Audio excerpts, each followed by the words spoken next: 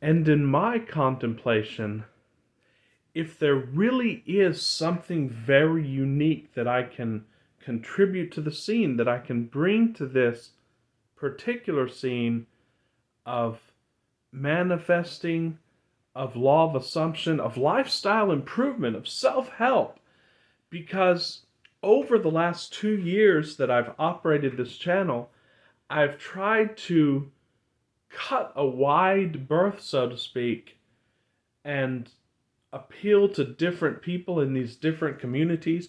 But I've been contemplating, and it's crystallizing to me as we go forward on this channel. What is crystallizing for me, rather, is where can I be of most benefit? And of course, there is the unique selling proposition in any business. Any business to justify itself, or any venture. It could be a business, it could be a nonprofit, and my consulting company and channel intermingle aspects of both of those, because the majority of stuff I do is free. The majority of content I put out is free. And I do receive donations also and gifts, but I also have coaching calls. So it is sort of a hybrid. And as I was saying, any company or any nonprofit would need to have a unique selling proposition. And what's crystallizing for me is that the unique aspect that I bring to the table is I think I'm here to reach, and yet this is absolutely correct, and I'm just contemplating as I'm actually making this video. I'm here to reach the metaphysicians. I want to explain that just a little bit. The great Fridtjof Schuon was a great author who passed away years ago. He was from Switzerland.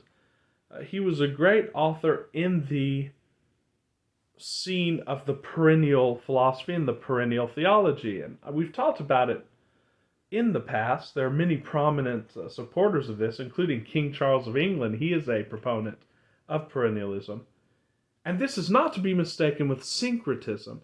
Perennialism in the realm of philosophy and the realm of religion means that there's a kernel in each religion of base truth, of root truth, which those religions are emanations of, and each of those emanations is valid, and each of those emanations is psychologically applicable to certain types, certain kinds of people. So Islam reflects that truth to people who are of a certain constitution. Christianity, pure Christianity, will reflect that kernel of truth to other people who are of another constitution. And what Fridtjof Schuon said in an interview, he said, first of all, that the reason there are different religions is because every man must be saved. Every man will be saved to the last man. Even if you look deep into Islamic theology, great figures such as Shaykh al-Islam Ibn Taymiyyah, he actually said that he did not accept the doctrine of the eternality of hell. And there are also Christian apologists and authors, I won't go into it here, but they talk about the fact that hell, it is either allegorical or is not eternal, because every man will be saved. And so you need different structures to save different people. And when we talk about manifestation, of course, that is another filter. It's another form to basically attain what we came to attain. It's not that a purpose was imposed upon us, but we came into this life beforehand with a purpose, and manifestation is part of that. But what he said was that every man would be saved. But why is there metaphysics? And his particular teaching was that we go to the kernel of each religion and we extract this metaphysics, and then we follow that path. And they asked him, why is that a path? Why is that a viable path? He said, because they're metaphysicians. Fridtjof Schuon said, I could pray, but it doesn't really affect me. But I'm a metaphysician. And this is sort of the way I am as well. As a subset of that, you could take manifestation schools. Look at Abraham Hicks as a manifestation teacher. They talk about and emphasize getting into vibrational resonance, getting into emotional resonance. And that's all true, guys. It's all true, but of course, as we've explained on this channel, it all happens on different levels. Neville Goddard gives a lot of credence to creating an imaginal scene, although Neville Goddard does go very deep, and he speaks to different people on different levels, as does Abraham Hicks. Bashad is another one. We can even widen this scope to self-help coaches like Tony Robbins, like even Brian Tracy. They're all to appeal to certain people. But there's a core teaching here, and I could call it being the master manifester, being the magician of the beautiful, the master magician. There's a core where we can just go straight to the source. And going straight to the source means knowing that, at root, I am God. And this is going to confuse a lot of people because they're going to ask, Javier, are you saying you are God? Not in the way you think. A more accurate statement of this, I think, in my contemplations would be to say, I am is God. Because obviously Javier Novoa, the person that you refer to as this body, is not God, because when you see this body, you're not seeing the totality of me. But when you take the totality of me, therein is Godhood. It's waiting to be discovered. And as the early church father Irenaeus said, God became man so that man may become God. So where am I going with this? There is an aspect of living your life, of attaining your objectives, because attaining objectives is a huge part of life, in a way that you don't need to use any tools or processes. You simply know that you are it, and you give it to yourself now. What this requires is being metaphysical.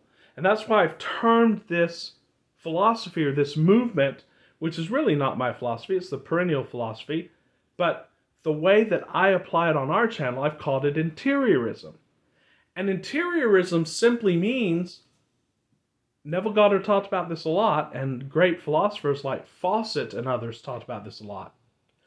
You no longer actually make a distinction between your imagination and what seems to present itself to you autonomously on the outer in your senses. I hope you understand me just a little bit. So when I see a boat in the outer, I think I'm seeing that boat and it's something apart from me. But then when I imagine that boat, I think, well, that's not a part of me. It's just within me. But if you just look at simple physics, you'll realize that the boat that you see that presents itself to your senses is actually within you as well. And there's actually no separation. So when you see a boat, it's really, your optical, light reflecting onto your optical nerve. Then it sends a message to your brain. All of those are chemical reactions within one. And that's why Neville Goddard talked about when he told his students to perceive a rose and smell a rose that wasn't there. And he said, if that rose is not real, then how can you smell that rose? How can you smell a rose that's not there? Because an actual chemical reaction has to happen, and at root it happens within the brain. That chemical reaction must be caused by something, so it's there. So you can prove it to yourself. You don't need to go deeply philosophically, although we like going deeply philosophically. Again, that's the kind of person I am, and that's the kind of people that really will get a lot of benefit out of this channel. It's the way they are. But the whole to make this whole explanation short, the biggest contributions I think I can make are two. The first is to realize that there's no difference between the outside world or the inner world. There is none, and we'll talk about it philosophically. We've already made videos on it. We'll talk about it scientifically. At the end of the day, you just have to prove it to yourself. When you realize that there's no difference between the outer and inner worlds, in a word, it's all internal, or it's all external. There really is no external or internal anyway. These are all conceptual constructs to allow us to talk about our reality. There really is no time. There really is no space. Once you realize that in a profound way, you can become a magician of the beautiful. And the only way to become a magician of the beautiful is to be an interiorist and take interiorism to heart. And I think that's the number one biggest advantage that I can do is to teach people to bypass all of these processes. These processes are beautiful. I use them all the time. You can use any of them. They're like a buffet, and you can use them as you enjoy them. You can imagine yourself, for example, walking down the beach. You could do that right now. When you're in the middle of an emotionally altering situation, hypnotists talk about this a lot. You just imagine yourself walking on the beach. You can count your steps, and there you are, and that's how you become calm.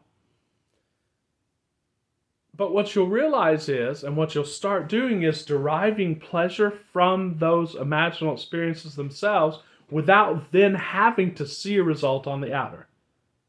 And what you'll realize is, guys, here's a little secret, and it's something that is very interesting to me as being a student of economics in the past. Any cause can lead to any effect in interiorism, and prove it to yourself. They say, well, according to the natural law, of course, a human cannot give birth to, say, a monkey, right? Or a dragon, let's even put it more fanciful. But you can certainly imagine a human giving birth to a dragon. So any cause can lead to any effect. You'll see it in your imagination. And once you start taking that to heart, once you start embodying that, you'll realize that it's true even in the physical world. So what you'll start realizing is that when you get some bad news, or let's say your boss yells at you, instead of getting upset about that, you can start to realize, hey, actually, this is the path to what I want. I just don't know how it's going to be. That's the number one biggest contribution I can make to you. Start, and it sounds very simple. It's the principle of interiorism.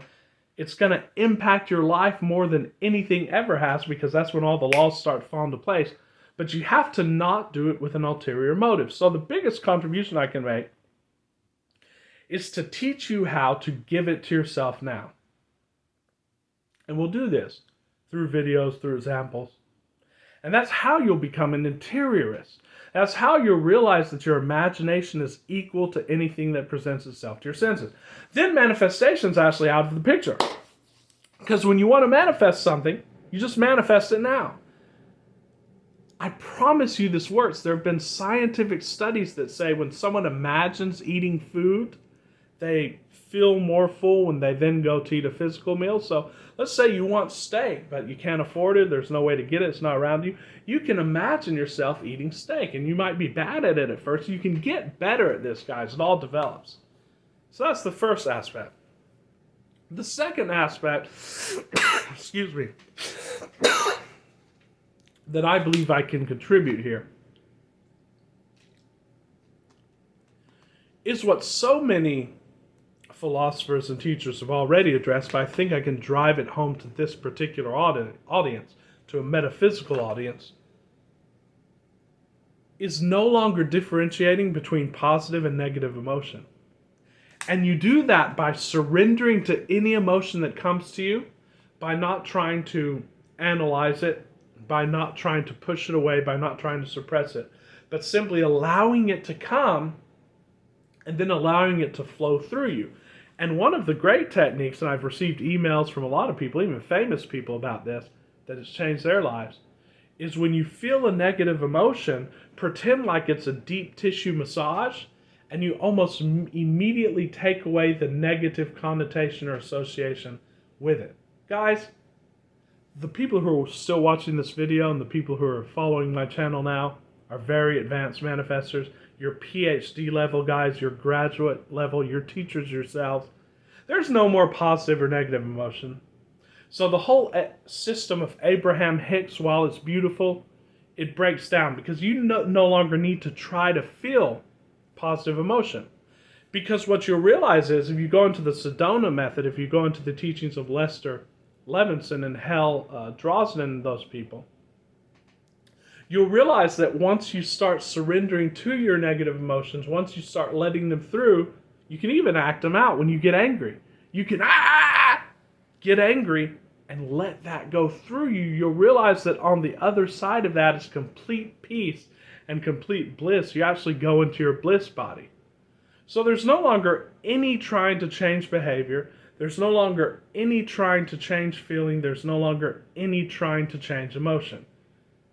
Now, it's not going to work for certain people, especially people who are still 90% focused on their exterior reality, because their whole goal is to get exterior reality to change. And those people will be saved too. They'll be saved through the system of Abraham Hicks. They might even be saved through the system of Tony Robbins or Dan Pena or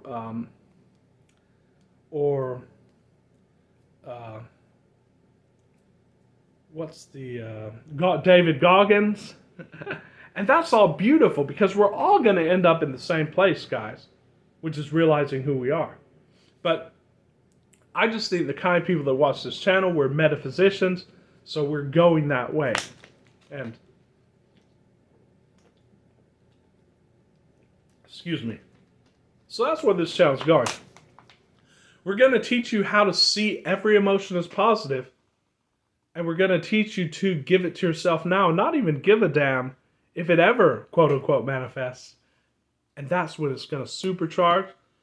And looking back on your life, you're going to live the greatest adventure that I think anyone you know has lived, because you've taken interiorism to heart. So thank you guys for watching this. It was just a free-form sort of rambling contemplation. But that's where we're going with the channel. That's where we're going with the real Javier Novoa with JM Consulting. So be looking forward to big things here in the next few days, weeks and months. And remember, if you want to do coaching calls, if you want to do one-on-one, if you think interiorism resonates with you, I will put my email in the description. I invite you for a call. Until very soon, this is Javier. Ciao.